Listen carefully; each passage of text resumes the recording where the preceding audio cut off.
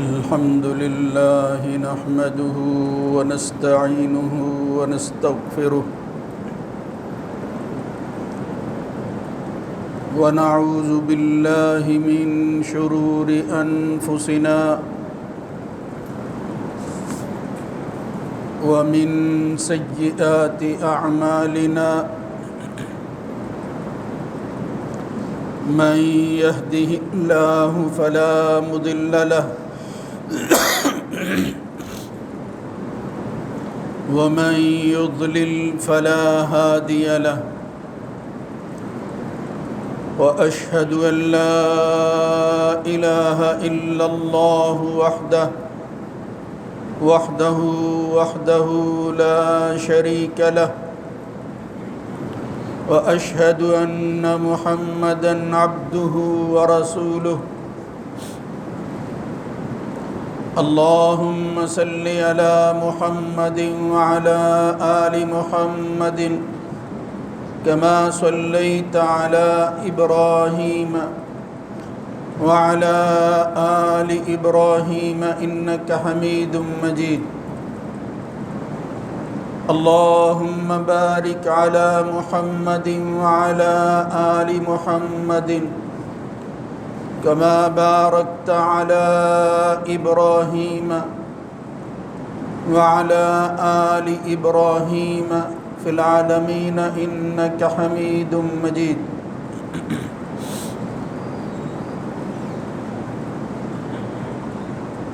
أما بعد فإن خير الحديث كتاب الله وخير الهدى هدى محمد صلى الله عليه وآله وسلم وشر الأمور محدثاتها وكل محدثة بدعة وكل بدعة ضلالة وكل ضلالة في النار رب أعوذ بك من همزات الشياطين من همزه ونفخه ونفثه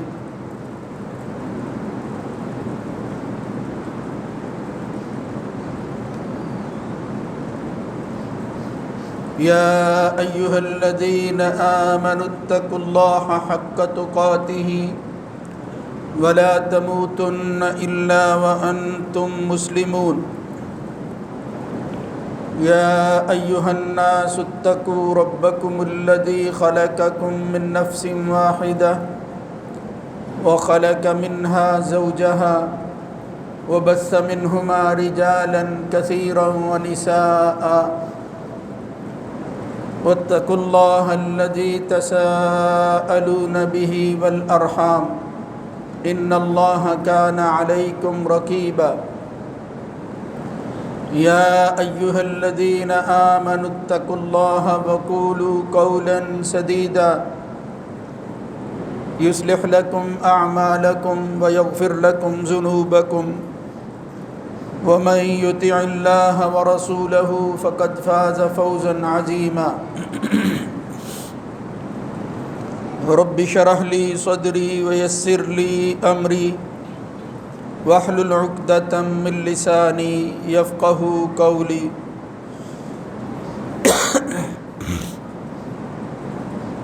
فإذا قرأت القرآن فاستعذ بالله من الشيطان الرجيم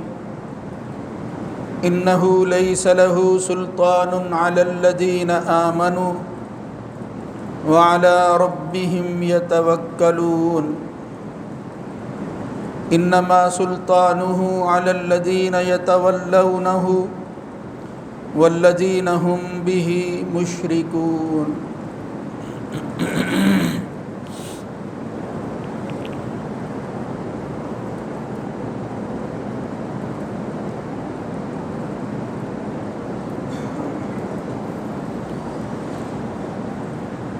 پس جب آپ قرآن پڑھیں تو اللہ کی پناہ ڈھونڈیں شیطان مردود سے بلا شبہ وہ لوگ جو ایمان لائے ہیں ان پر اس کا غلبہ نہیں ہوتا، اور جو اللہ پر توکل کرتے ہیں وہ بھی اس کے جال میں نہیں آتے۔ بلا شبہ یہ غالب آتا ہے ان لوگوں پر جو اس سے محبت کرتے ہیں، دوستی رکھتے ہیں، اور وہ لوگ جو اس اللہ کے ساتھ یا اس سے شرک کرنے والے ہیں۔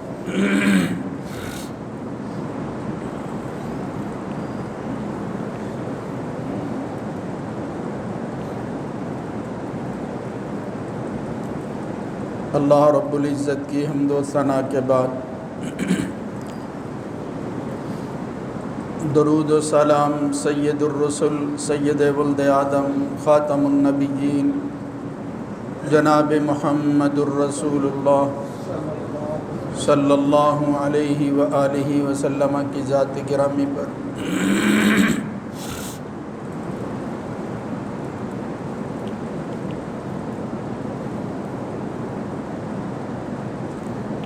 اللہ تعالیٰ نے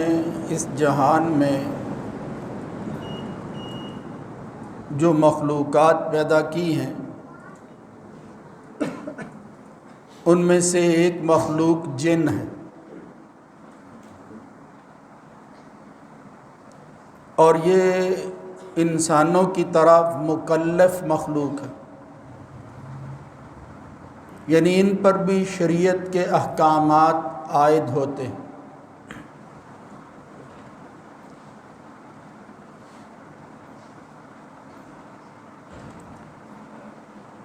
قرآن مجید میں اللہ رب العزت نے نام لے کر کہا وَمَا خَلَقْتُ الْجِنَّ وَالْإِنسَ إِلَّا لِيَعْبُدُونِ۔ اس سے معلوم ہوتا ہے کہ یہ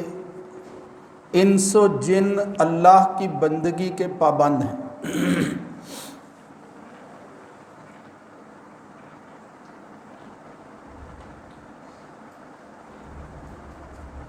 قرآن مجید کے مطالعہ سے بالخصوص اور احادیث سے یہ بات معلوم ہوتی ہے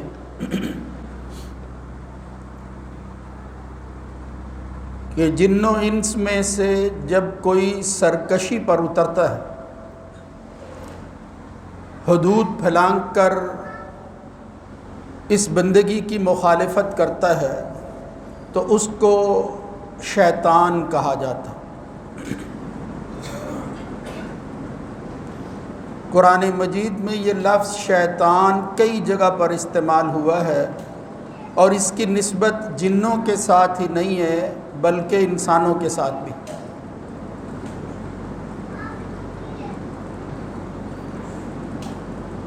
عام طور پر یہ سمجھا جاتا ہے، اور یہ بات درست ہے، کہ اللہ کی نافرمانی کرنے میں سب سے پہلے جس مخلوق نے سرکشی اختیار کی وہ جن تھے، اور ان کا سردار تھا، یا یوں سمجھ لیجئے کہ ان کا ایک بڑا تھا جس کو قرآن مجید نام لے کر کہتا ہے کہ وہ ابلیس، یعنی اس کا لقب بیان کیا ہے۔ اس کے عمل کی برائی کو بیان کرنے والا لفظ بیان کر کے اللہ نے کہا کہ یہ مایوسی کی طرف چلا گیا، خسارے میں رہنے والا، حد سے تجاوز کرنے والا، جب اللہ کا حکم آیا تو نہ ماننے والا تھا۔ اس واقعے کو بیان کرتے ہوئے قرآن مجید میں کئی جگہ پر آتا ہے، لیکن ایک جگہ سورہ کہف میں یہ وضاحت موجود ہے وَإِذْ قُلْنَا لِلْمَلَائِكَةِ اسْجُدُوا لِآدَمَ فَسَجَدُوا إِلَّا إِبْلِيسَ کَانَ مِنَ الْجِنِّ فَفَسَقَ عَنْ أَمْرِ رَبِّهِ۔ اس سے پتہ چلا کہ یہ جو ابلیس تھا یہ انسانوں میں سے نہیں یا فرشتوں میں سے نہیں تھا، یہ جنوں میں سے تھا۔ اور پھر قرآن مجید ہی سے معلوم ہوتا ہے کہ انسان سے پہلے یہ جن موجود تھے۔ وَلَقَدْ خَلَقْنَا الْإِنسَانَ مِنْ صَلْصَالٍ مِّنْ حَمَإٍ مَّسْنُونٍ، ہم نے یہ سڑی ہوئی مٹی سے انسان کو یہ بدبودار مٹی سے پیدا کر کے کہا والجان خلقناہ من قبل من نار السموم، اس سے پہلے نار سموم سے جو مخلوق پیدا ہوئی، جس کو اللہ نے پیدا کیا وہ جن تھے۔ اس سے پہلے کا لفظ بتاتا ہے کہ وہ تھے موجود۔ یہاں میں اشارہ ضرور کر دوں کہ یہ جو تصور ہے کہ یہ شیطان، جن یا ابلیس یہ فرشتوں میں سے تھا، تو قرآن مجید کی ان واضح نصوص کے بعد یہ قیافے اندازے لگانا اور پھر یہ کہنا یہ بہت عبادت گزار تھا، فرشتہ تھا لیکن پھر اس نے نافرمانی کر دی، یہ محض اندازے ہی ہیں، ان کی حقیقت کوئی نہیں ہے۔ بعض لوگ بلکہ بڑے بڑے امام جو ہے انہوں نے بھی کہا کہ صورتاً تو یہ فرشتہ تھا لیکن حقیقتاً یہ جن تھا۔ یعنی مطلب کیا ہے، اگر اس بات کو کسی حد تک تسلیم کیا جائے تو یہ بندگی یا ماننے میں، عبادت کرنے میں بہت آگے تھا۔ اس کے لیے بھی کوئی واضح نص نہیں ہے، لیکن اگر اس کو تسلیم کیا جائے وہ بعض ائمہ کی بات، تو پھر اس کا مطلب یہ ہے کہ یہ بندگی کرتا رہا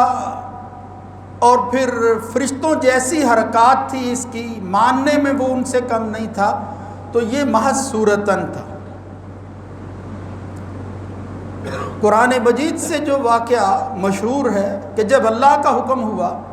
تو ابا واستکبر وکان من الکافرین، وہ ماننے والوں میں سے نہیں تھا، وہ تو کافروں میں سے تھا، منکر تھا وہ۔ اور پھر نبی کریم صلی اللہ علیہ وسلم کی ایک حدیث ہے جس سے دو مسئلے حل ہوتے ہیں، ایک تو یہ کہ یہ فرشتوں میں سے نہیں تھا، دوسرا یہ ہے کہ جو لوگ کہتے ہیں کہ شیطان، ابلیس یا یہ جن یہ کوئی مخلوق نہیں ہے، ان کی بات بھی درست نہیں ہے۔ کہ جس طرح ہمارے ہاں سر سید بڑا مشہور آدمی ہے، اس نے کہا یہ تخیلاتی تصوراتی تصویریں ہیں، شر کی قوت ہے۔ کیا مطلب ہے؟ یعنی حقیقت کے اندر کوئی مجسم چیز، کوئی مخلوق نہیں تھی، کسی نے اس کو پیدا نہیں کیا، یہ انسان اپنے طور پر یہ سمجھ بیٹھا ہے اور پھر اس پر زندگی گزار رہا ہے کہ شر کی طرف لے جانے والی جو چیز ہے وہ شیطان۔ اس میں کوئی شک نہیں ہے، یہ کردار اس کا ہے، لیکن اس سے یہ کہنا کہ وہ کوئی مخلوق نہیں ہے، کسی نے اس کو پیدا نہیں کیا، یہ قرآن و سنت کی نفی ہے۔ نبی کریم صلی اللہ علیہ وسلم نے فرمایا، صحیح مسلم میں روایت آتی ہے، خلقت الملائکۃ من نور، اللہ نے فرشتوں کو نور سے پیدا کیا، وخلق الجان من مارج من نار، اور یہ جن جو ہیں یہ شعلے والی آگ سے پیدا ہوئے، یہ نار سے پیدا ہوئے۔ وخلق آدم مما وصف لکم، اور آدم کس چیز سے پیدا ہوا جو تمہیں بتا دیا گیا ہے کہ وہ مٹی سے پیدا ہوا، مما وصف لکم، یعنی ان کی تخلیق کس سے ہوئی ہے، یہ ساری وضاحت قرآن مجید میں اور نبی کریم صلی اللہ علیہ وسلم کی حدیث میں ہے۔ ان کو تخیلاتی، تصوراتی، محض گمان خیال کر کے اس مخلوق کا انکار کر دینا قرآن و سنت کا انکار ہے۔ اس شیطان کے حوالہ سے قرآن مجید میں اور احادیث میں بالخصوص جو حکم ہوا ہے وہ یہ کہ یہ سب سے پہلا منکر، اس کو اپنی حرکات کے لیے، اپنے حزب اور جماعت کو بنانے کے لیے مہلت کا وقت دیا گیا ہے، اور پھر یہ بالخصوص انسانوں کی دشمنی میں جو اس سے آگے بڑھ گئے ہیں کوئی موقع ہاتھ سے جانے نہیں دیتا۔ اے انسان اور بالخصوص اے مومنوں، ان دفاعی راستوں کو اختیار کرو جو اس کے مقابلہ کے اندر اللہ اور اس کے رسول نے تمہارے لیے تجویز کی ہے۔ یہ ہلاکت، بربادی، تباہی، خسارہ، یہ شیطنت کہلاتی ہے، یہ لفظ اسی سے نکلا ہے۔ اور اگر ابن عبد البر کی بات کو دہرایا جائے، ایک امام ہیں، امام ابن عبد البر، فقہ مالکی کے بہت بڑے امام ہیں، وہ کہتے ہیں کہ جن ہو یا انسان یا دیگر مخلوقات، ان کے اندر درجات ہوتے ہیں۔ اور صرف اگر سرکشی کے اعتبار سے ان جنوں کو دیکھا جائے تو عام مخلوق جو جن ہیں، عرب اس کو کہتے ہیں یہ جنی ہے، اور پھر اس کے بعد وہ کچھ بچوں کو جو ہے وہ تنگ کرنا شروع کرتے ہیں، اس کو کہتے ہیں یہ ارواح ہے۔ پھر کچھ ایسے ہیں کہ جو باقاعدہ تعرض کرتے ہیں، باقاعدہ لوگوں کا راستہ روکتے ہیں، اور پھر باقاعدہ جو ہے وہ درپے ہو کر تنگ کرتے ہیں۔ ان میں سے پھر ایک مرحلہ آتا ہے جب ان کی خباثت حد سے بڑھ جاتی ہے تو وہ پھر شیطان بن جاتے ہیں، اور اس سے آگے جو ہے وہ شیطان کے ساتھ لقب اور صفت اور شامل ہو جاتی ہے، اس کو کہتا ہے مارد، من شیطان حفظا من کل شیطان مارد، یعنی سرکشی میں بھی آگے بڑھا ہوا شیطان۔ اور پھر آخری درجہ وہ کہتے ہیں عفریت ہوتا ہے، عفریت۔ خیر یہ صرف مجھے بتانا یہ مقصود ہے کہ جب یہ خباثت حد سے بڑھ جاتی ہے جنوں میں تو ان خبیث جنوں کو پھر شیطان کہا جاتا ہے، جو شرارتیں کرنے میں، سرکشی کرنے میں، حتیٰ کہ انسانوں کو نقصان پہنچانے میں کوئی موقع ہاتھ سے جانے نہیں دیتے، بلکہ ہر وقت جو ہے وہ اپنی دشمنی پوری کرنے میں لگتے ہیں کہ کسی طرح یہ انسان اللہ کی بندگی سے نکل کر ہمارے ساتھ شامل ہو جائے۔ تو یہ کام کرنے والے انسان بھی ہوتے ہیں جو اللہ کی بندگی سے لوگوں کو دور کرتے ہیں، اور اللہ نے قرآن مجید میں ان کو بھی شیطان ہی کہا ہے۔ وَكَذَلِكَ جَعَلْنَا لِكُلِّ نَبِيٍّ عَدُوًّا، ہر نبی کے لیے دشمن جو ہے وہ رہے ہیں۔ کون تھے وہ دشمن؟ شیاطین الانس والجن، وہ شیطان تھے جنوں میں سے اور انسانوں میں سے، یعنی انسان جو دشمنی کرتے ہیں اللہ کے بندوں کی، پیغمبروں کی، اس کے ماننے والوں کی، شیاطین الانس والجن یوحی بعضهم الی بعض، وہی کر کے خفیہ طور پر کہتے ہیں آج یہ چال چلنی ہے، زخرف القول غرورا، دھوکہ دیتے ہیں ملمہ سازی کے ذریعے۔ تو اس سے معلوم ہوتا ہے کہ ان کا کام یہی ہے، حتیٰ کہ قرآن مجید میں اللہ رب العزت نے سورہ بقرہ میں ان انسان مخالف شیطانوں کا تذکرہ واضح لفظ کے ساتھ یوں بھی کیا ہے، وَإِذَا لَقُوا الَّذِينَ آمَنُوا، یہ کافروں کا طرز جو ہے، ان کی جماعت کے اندر جو خباثتیں موجود تھی، یعنی ایمان والوں کے مقابلے میں جب آتے تو اللہ فرماتا وَإِذَا لَقُوا الَّذِينَ آمَنُوا قَالُوا آمَنَّا، جب یہ ایمان والوں سے ملتے ہیں تو کہتے ہیں بھائی ہم تو مومن ہیں، تمہارے ساتھ ہیں، اِنَّا مَعَكُمْ اِنَّمَا نَحْنُ مُسْتَهْزِئُونَ، ہم نے تو ویسے ہی مذاق جو ہے وہ شروع کر رکھا ہے، یعنی اپنے لوگوں کو کبھی اس طرح کی بات کرتے اور کبھی کیا کہتے۔ آگے جو لفظ ہے اس وقت وہ پیش نظر ہے، ایمان والوں کے مقابلہ میں جب وہ اپنی جماعت کے لوگوں سے ملتے کافروں سے تو کیا کہتے، وَإِذَا خَلَوْا إِلَىٰ شَيَاطِينِهِمْ قَالُوا إِنَّا مَعَكُمْ، یعنی جب وہ اپنے شیطانوں سے ملتے تو انسان بھی جب سرکشی اور تمرد اور بغاوت میں حد سے بڑھ جاتا ہے تو پھر وہ شیطان ہو جاتا ہے۔ وہ دیکھنے کے اندر جس طرح وہ ابلیس دیکھنے میں فرشتہ نظر آتا تھا، حقیقت کے اندر وہ پھر انسان نہیں رہتا۔ قرآن مجید میں اللہ نے آخری صورتیں جو اس شیطان لوگوں کی، صرف جنوں کی نہیں، شیطان لوگوں کی مخالفت کے اندر جو نسخہ اکثیر تجویز کی ہے، میں اس کے متعلق تو عرض کروں گا، اس وقت ممکن نہیں ہے، وہ آخری صورتیں کون کون سے مواقع ہیں، کیا پڑھنا چاہیے، پھر انشاءاللہ وہ بڑی تفصیل طلب بات ہے، کچھ ہی عرض کیا جا سکتا ہے۔ تو وہاں خاص طور پر کہا قُلْ أَعُوذُ بِرَبِّ النَّاسِ مَلِكِ النَّاسِ إِلَٰهِ النَّاسِ مِن شَرِّ الْوَسْوَاسِ الْخَنَّاسِ، یہ سب سے پہلا حملہ ہوتا ہے دل پھیرو ان کا، وسوسے دل کے اندر پیدا کرو، من شر الوسواس الخناس، چھپ چھپ کر حملے کرو، ان کو پتہ نہ چلے، یہ دشمن ہے ہی ایسا، انہو یراکم ہوا وقبیلہ من حیث لا ترونہم، یہ تمہیں ایسی آزمائش میں ڈال دیا گیا ہے کہ دشمن وہاں سے حملہ کرتا ہے جہاں دشمن نظر ہی نہیں آتا، یہ تمہارا دشمن ہے۔ یا ایھا الناس ان وعد اللہ حق فلا تغرنکم الحیاۃ الدنیا ولا یغرنکم باللہ الغرور ان الشیطان لکم عدو، یہ تمہارا دشمن ہے شیطان، فاتخذوہ عدوا، لہذا تم بھی اس کے مقابلہ میں دشمنی اور پھر دشمن بن کر رہو۔ انما یدعو حزبہ لیکونوا من اصحاب السعیر، وہ اپنی دشمنی کے اندر انسانوں میں اور جنوں میں لوگوں کو اپنی طرف جو ہے وہ بلا کر اپنے ساتھ شامل کر کے گروہ بناتا رہتا ہے، جماعت اس کی بنتی رہتی ہے. استحوذ علیہم الشیطان فانساہم ذکر اللہ, اللہ کی یاد سے غافل کرنے والا ایک گروہ تیار ہو جاتا ہے, اور وہ کیا کہلاتا ہے؟ استحوذ علیہم الشیطان فانساہم ذکر اللہ اولئک حزب الشیطان. یہ شیطانوں کا ایک حزب ہے, جماعت ہے, گروہ ہے حزب اللہ کے مقابلہ کے. تو یہ آخری صورت میں کہا الذی یوسوس فی صدور الناس, لوگوں کے سینوں کے اندر وسوسے ڈالتا ہے, من الجنۃ والناس. یہ صرف جنوں میں سے نہیں, جنوں میں سے بھی ہیں اور انسانوں میں سے بھی. ایسی باتیں کرتے ہیں کہ جس سے انسان دین سے منحرف ہو جاتا ہے. سچائی, حق, اچھائی وہ قریب نہیں آتی اس کی مخالفت کرنے پر. اور میں اعوذ برب الناس. اب یہ میں نے عرض کرنا تھا, لیکن وہ وقت کی وجہ سے شاید ممکن نہیں ہے کہ کون سے صیغے جو ہے وہ استعمال کیے. لیکن اس ضمن میں اس سے پہلے یہ بات ذہن میں رکھو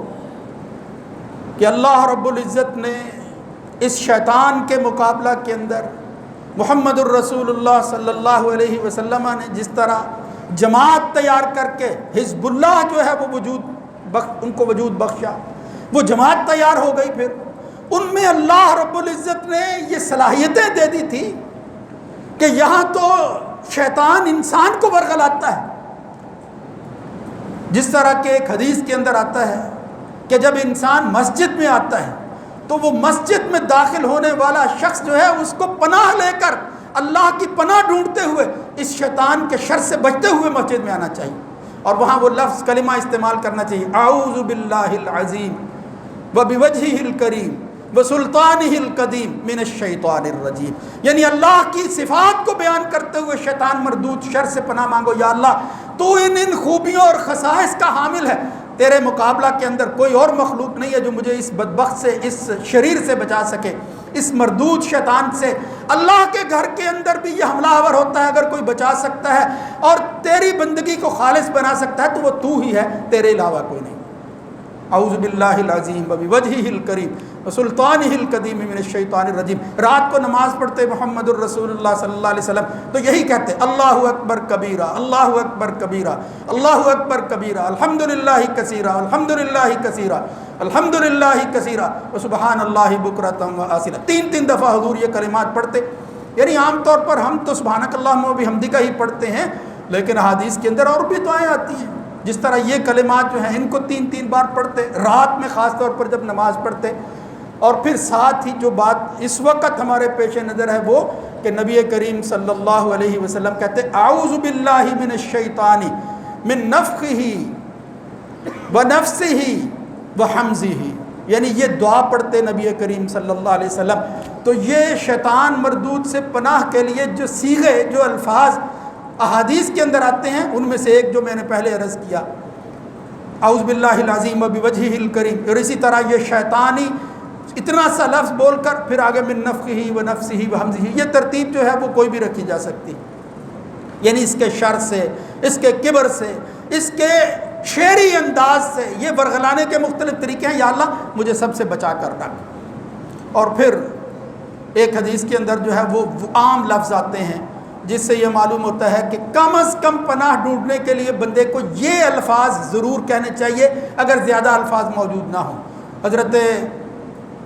ایک صحابی جو ہیں عثمان بن مظعون غالباً, وہ یہ بیان کرتے ہیں کہ میں نبی کریم صلی اللہ علیہ وسلم کی طرف آیا اور میں نے کہا یا رسول اللہ یہ بدبخت جو ہے یہ حال بینی و بین قراءتی یلبسها علی صلاتی, یہ میرے اور میری نماز کے درمیان حائل ہو جاتا ہے تو میں کیا کروں. محمد الرسول اللہ صلی اللہ علیہ وسلم نے پھر کہا کہ یہ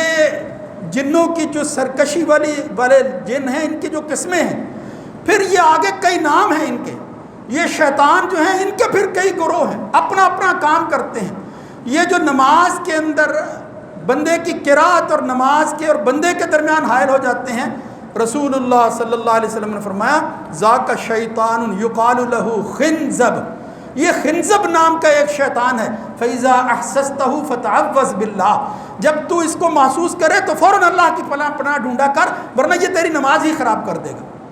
وَطْفُ عَلَىٰ يَسَارِكَ ثَلَاثًا, اور پھر فرمایا اپنے بائیں طرف جو ہے وہ 3 دفعہ تھوک دیا کر تاکہ یہ بدبخت جو ہے یہ قبضہ نہ کر سکے، یہ ڈیرا نہ جما سکے اور تیرے پھونکنے کی وجہ سے وہ پھر چلا جائے۔ وہ صحابی کہتے ہیں کہ واقعتاً میں نے یہ کام کیا، اللہ کے رسول کا یہ نسخہ جو ہے وہ میں نے اس کو آزمایا، فَأَذْهَبَهُ اللَّهُ عَنِّي، اللہ رب العزت نے یہ جو وسوسے شیطان ڈالتا تھا یہ مجھ سے دور کر دیا۔ اس لیے آج بھی ہر بندہ، کئی بندے جو ہیں وہ بیچارے اس میں مبتلا ہوتے ہیں، نماز کے اندر بالخصوص، یعنی جب نماز کے علاوہ غلبہ موجود رہتا ہے، یہ جو ابھی میں نے آیتیں پڑھی تھی، جب دوستی کام ہی وہ کرنے ہیں جو شیطان کو عزیز اور اس کو محبوب ہے، تو پھر اس کا غلبہ ختم نہیں ہوتا، وہ پھر نماز کے اندر بھی حملہ آور ہوتا ہے۔ لہذا اگر وساوس زیادہ ہوں اور دل کے اوپر کی حملہ کرنے کی کوشش کرے تو یہ نسخہ ضرور آزمانا چاہیے کہ میں نماز کے اندر بھی اللہ کی پناہ ڈھونڈتا ہوں اور تجھ سے جو ہے وہ تجھ پر لعنت بھیجتا ہوں۔ وطف لالا یساری کا اعوذ باللہ کے لفظ کے ساتھ جو ہے وہ بائیں طرف ضرور تھوکنا چاہیے۔ تو یہ چند چیزیں تھیں ابتدائی طور پر، یہ تمہید تھی ان باتوں کی کہ یہ جو تعوذ ہے، یعنی یہ جو کلمہ، یہ جو اصطلاح ہم استعمال کرتے ہیں، یہ تعوذ، اس کے احکامات کیا ہیں، کب پڑھنے چاہیے، کون کون سی جگہیں ہیں کہ جن میں خصوصی طور پر آدمی کو تعوذ کرنا چاہیے۔ عام طور پر ہم یہ سمجھتے ہیں کہ نماز ہی کا حصہ ہے۔ یہ جو آیت میں نے پڑھی تھی اس سے معلوم ہوتا ہے کہ وہ قرات کے اندر ہے، لیکن صرف قرات نہیں ہے۔ اب قرات کے وقت کیسا پڑھنا چاہیے اور پھر کب کب پڑھنا چاہیے، اس کے علاوہ کون سے مقامات ہیں، انشاءاللہ میں اس کی تفصیل جو ہے وہ آپ تک پہنچانے کی کوشش کروں گا۔ اللہ رب العزت ہمیں اس شیطان دشمن سے اپنی پناہ جو ہے وہ عطا فرمائے اور ہمیں ہر حال کے اندر اپنی ہی پناہ کے اندر رکھے اور ایسے اعمال کرنے کی توفیق نصیب فرمائے کہ جس سے ہم اس دشمن سے باز رہ سکیں، اور یہ دشمنی کرنے میں اگر حملہ آور ہوتا ہے تو ہم اپنا دفاع کر سکیں، ورنہ ہم خود حملہ آور ہو کر اس کو اپنے راستے سے بگا دیں۔ وہ اس وقت میرے ذہن میں بات جو ہے وہ آئی تھی، وہ میں عرض کر دوں کہ اللہ کے بندے کیسے ہوتے ہیں۔ محمد الرسول اللہ صلی اللہ علیہ وسلم کے صحابہ میں سے جلیل القدر صحابی خلیفہ راشد حضرت عمر کے بارے میں آتا ہے کہ عمر وہ شخص تھا کہ جس گلی میں گزرتا وہاں شیطان راستہ تبدیل کر لیتے تھے، اور نبی کریم صلی اللہ علیہ وسلم نے پھر یہاں تک فرمایا کہ عمر کو دیکھ کر شیطان نہیں، انسان بھی جو شیطان ہوتے ہیں وہ بھی اپنا راستہ تبدیل کر دیتے ہیں، وہ عمر کا مقابلہ نہیں کر پاتے۔ اللہ رب العزت ہمیں اس طرح کا ایمان نصیب فرمائے جس طرح صحابہ کا تھا۔ اقول قولی ھذا استغفر اللہ لی ولکم۔